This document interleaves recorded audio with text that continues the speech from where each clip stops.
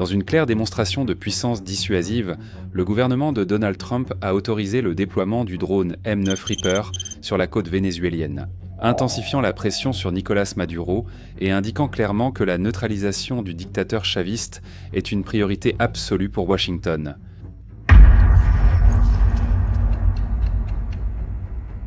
Le Reaper, l'une des armes les plus létales et polyvalentes de l'arsenal américain, réalise des missions de surveillance prolongée et des frappes de précision sur des cibles stratégiques. Opérant à haute altitude et avec une portée impressionnante,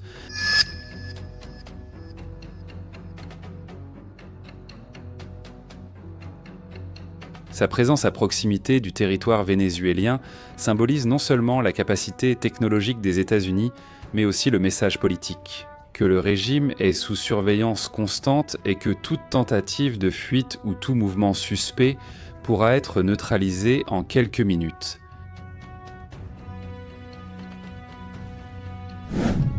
Après la mobilisation de tout l'appareil militaire nord-américain dans la mer des Caraïbes, les États-Unis en sont arrivés à un point où laisser Maduro au pouvoir serait perçu comme une humiliation nationale.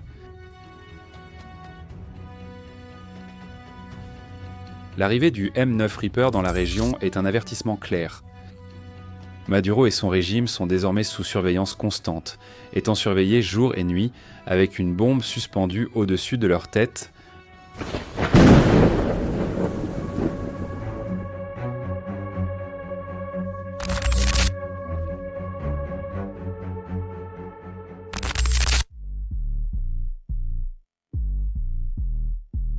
Le drone M9 Reaper est un aéronef de combat à moyenne altitude et longue endurance, conçu pour la surveillance et les frappes de précision.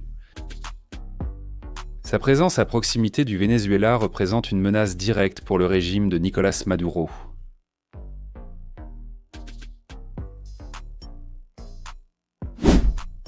Capable de rester en vol pendant plus de 24 heures, le Reaper combine des capteurs avancés, des caméras haute résolution et des systèmes de communication qui permettent d'identifier et de suivre des cibles stratégiques en temps réel.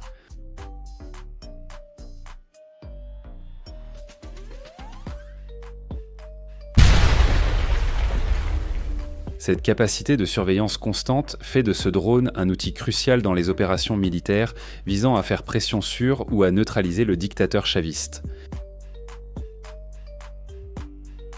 Le Reaper a déjà été utilisé dans divers scénarios de guerre, comme en Afghanistan, en Irak et en Syrie, où il a joué un rôle central dans des missions contre des groupes insurgés et terroristes. Désormais déployé sur la côte vénézuélienne, le drone symbolise la pression internationale croissante sur Maduro et montre que son régime est constamment surveillé. Son utilisation dans ce contexte renforce le message que tout mouvement suspect ou toute tentative de fuite peut être rapidement détecté et neutralisé. Le MQ-9 Reaper transporte des missiles air-to-ground, missiles Hellfire, des bombes guidées au laser Guided Bomb Unit 12 Paveway 2 et des munitions système de positionnement global comme la Guided Bomb Unit 38 JDM. Ces armes frappent avec précision véhicules, installations militaires et centres de commandement, tout en limitant les dommages collatéraux.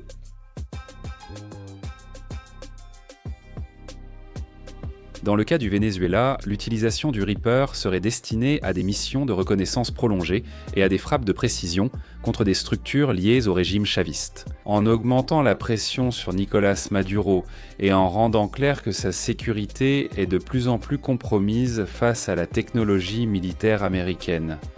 La possibilité que Nicolás Maduro fuit le Venezuela est considérée comme réelle par de nombreux analystes. Le dictateur subit une pression constante des forces américaines, déployées depuis des mois dans la mer des Caraïbes sous le commandement sud.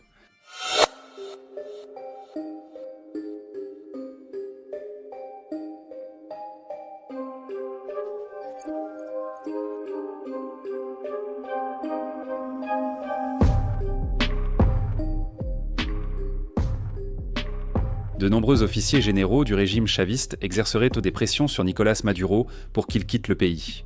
car en cas d'attaque directe, ils perdraient tous non seulement leur poste, mais aussi leur vie et leurs privilèges. Je dis au peuple des États-Unis, il est important que l'administration, ceux qui dirigent le gouvernement des États-Unis, répondent à ces questions. Je suis absolument certain que le peuple des États-Unis s'en inquiète. Comment est-il possible que la contribution du peuple des États-Unis, les contribuables, soit en train de payer? Pour réaliser des opérations à coût élevé, il faut prendre en compte le coût du déploiement d'un destroyer de cette nature. Un scénario de tension interne renforce l'idée que la fuite pourrait être la seule issue pour éviter une défaite totale face à l'offensive internationale. Il existe aussi l'hypothèse que Maduro refuse de quitter le palais de Miraflores, restant ferme au pouvoir, même face à la menace imminente. Cette attitude accroîtrait la probabilité que le gouvernement Trump agisse directement pour neutraliser le dictateur.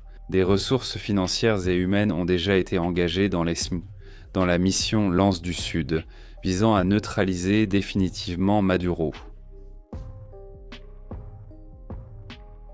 L'utilisation d'aéronefs de combat, tels que les F-35 Lightning II et les F-6 Fighting Falcon, ajoutée au déploiement d'aéronefs de transport stratégiques comme le C-17 Globemaster III et le C-130 Hercule. Cela renforce l'ampleur de l'opération. La présence du M9 Reaper, cela confirme la déclaration du secrétaire à la défense américain, Peter Hegseth, qui a affirmé que les États-Unis traquent les narcoterroristes avec la même précision qu'ils ont traqué Al-Qaïda. Cette combinaison de puissance aérienne et de technologie avancée démontre que la mission contre Maduro est conçue pour être rapide, précise et dévastatrice. La stratégie américaine dans l'utilisation du MQ-9 Reaper est claire. Cibler des sites tenus par les narcoterroristes, des lieux de la direction chaviste et des forces militaires réagissant au commandement Sud.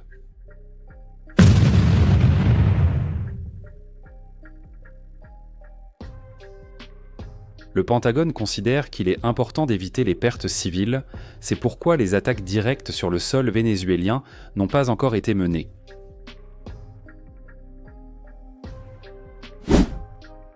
Jusqu'à présent, les opérations ciblaient les eaux internationales contre les narcoterroristes, ainsi que la surveillance et le suivi. Cette position indique que les États-Unis veulent une précision maximale et un impact politique direct, sans causer de dommages collatéraux à la population.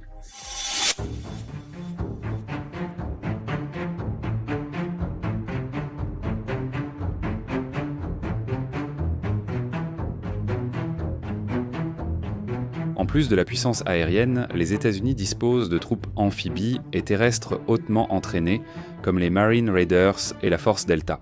Ces unités sont déjà positionnées auprès du commandement Sud, dans la mer des Caraïbes, et peuvent être déployées pour des opérations rapides de capture et d'extraction.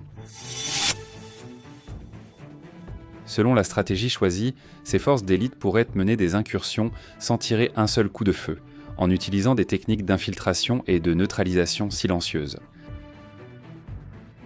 Ce type d'opération renforce la stratégie d'une intervention chirurgicale ciblée contre le régime chaviste.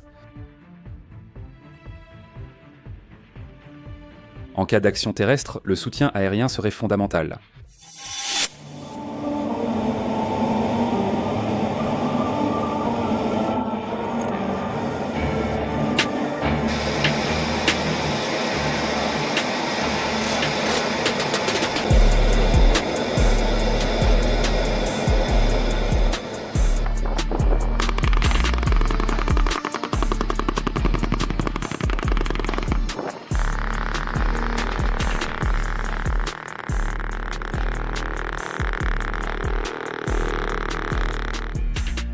Des drones et des avions de surveillance comme le P-8 Poséidon joueraient le rôle d'yeux pour les troupes au sol, fournissant des informations en temps réel sur les mouvements ennemis. Des chasseurs furtifs, comme les F-35 Lightning II, pourraient effectuer des frappes chirurgicales pour affaiblir toute réaction des forces chavistes, assurant un soutien total aux troupes américaines et augmentant la pression sur Maduro.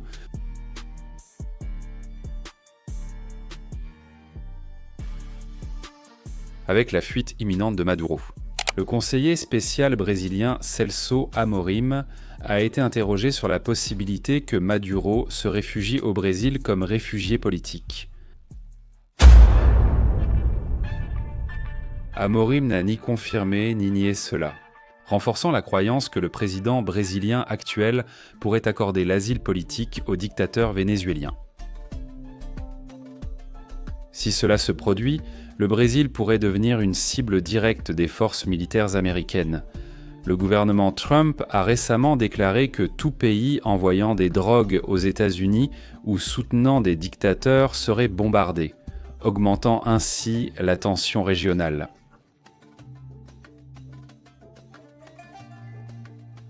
L'opération Lance du Sud a déjà mobilisé d'importantes ressources financières et humaines, montrant que neutraliser Maduro est la priorité majeure de la Maison-Blanche.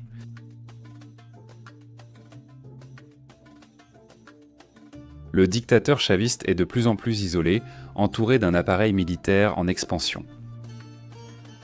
Nicolás Maduro doit prendre une décision qui pourrait influencer son avenir ainsi que celui du Venezuela et de l'Amérique latine. La chute du dictateur serait interprétée comme un signe fort que les régimes autoritaires n'auront pas de place pour prospérer sur le continent. Laissez ici dans les commentaires votre avis. Si vous étiez le commandant des opérations dans les Caraïbes, donneriez-vous à Maduro la chance de fuir ou mèneriez-vous des incursions aériennes et terrestres pour neutraliser le dictateur ? Sur Vie à la caserne, vous suivez toute l'actualité militaire. Laissez votre like, abonnez-vous et regardez l'une des vidéos qui s'affiche sur votre écran. En avant, combattants, à la prochaine.